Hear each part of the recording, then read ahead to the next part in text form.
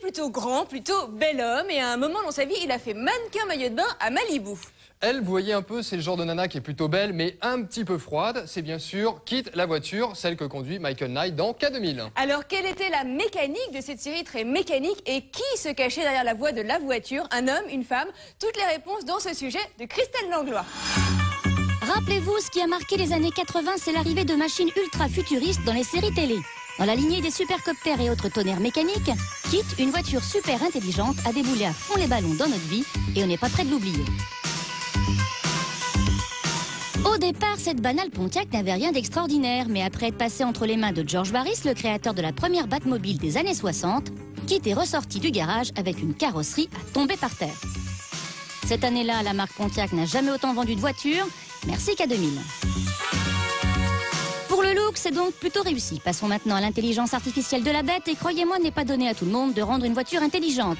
Pourtant, Miles Devon, le patron de Knight Industries, assisté de Bonnie, son ingénieur en chef, vont brillamment réussir cette prouesse technique. Si ça vous amuse, vous pouvez vous aussi transformer votre voiture en K2000 grâce aux pièces détachées que l'on trouve sur Internet, à condition de savoir effectuer quelques branchements. Alors, le plus avec le moins, le fil jaune avec le fil vert. Oh, puis j'y comprends rien. Même si Kit est capable de se conduire toute seule, il fallait bien qu'un beau gosse arrive à un moment donné dans l'histoire et c'est David Hasselhoff qui s'y est collé. Michael Knight devient donc le beau chevalier solitaire de nos années 80 et c'est là que ça devient dingue car la voiture se met d'un coup à parler avec lui. Michael, mon scanner est touché. Ne t'affole pas, Kit, on va examiner ça.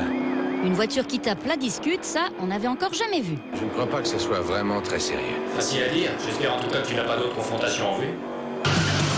Je vais vous demander d'écouter attentivement ce qui va suivre. Alors fermez les yeux, les deux yeux. Non, Michael, elle a dit aux spectateurs de fermer les yeux. Elle n'a pas dit que toi, tu devais fermer les yeux, sinon on va aller dans le fossé. Michael. Moi, je m'appelle Guy Chapelier, je suis comédien et j'ai effectivement fait la voix de la voiture dans K2000. Bon, et comment on fait pour interpréter le rôle d'une voiture, alors? Au départ, on nous avait un petit peu dit il faut faire une voix un peu métallique. Et moi, c'est vrai que je me suis un peu rebellé contre ça parce que j'ai dit ça sera très ennuyeux. Je vais essayer de t'expliquer, Kit. Écoute, c'est comme la purée d'épinards. Ou bien Et c'est quoi le secret de la réussite, alors, monsieur Je sais tout? On se sert d'un ordinateur de plusieurs centaines de millions pour lire un journal à 25 cents. On parcourt au moins la première page. On a, en accord d'ailleurs avec Yves-Marie Morin qui fait Michael Hasselhoff, on s'est dit non, il faut qu'il y ait une complicité entre nous, sinon ça ne marchera pas.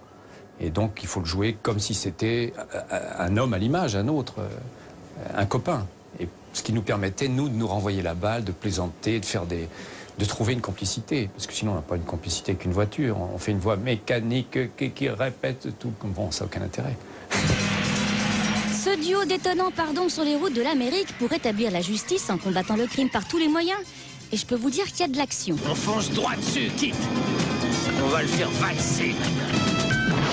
Ouh, c'est moi ou je te sens tendu, Michael? La voiture est d'une efficacité redoutable et brille par son intelligence. Elle communique même avec Michael grâce à une montre ultra moderne. XJ737. Celui qui dit n'avoir jamais fait ce geste au moins une fois dans sa vie est un menteur, car moi-même je l'ai fait. Je te remercie. Plus sérieusement, il a été question dernièrement de faire renaître la série avec un David Hasselhoff et des lunettes flambant neuves dans le rôle de Michael, mais en attendant cet éventuel retour, les nostalgiques pourront se plonger dans un nouveau jeu de course, car K2000 The Game sort en novembre sur les consoles. Un héros des temps modernes, dernier recours des innocents.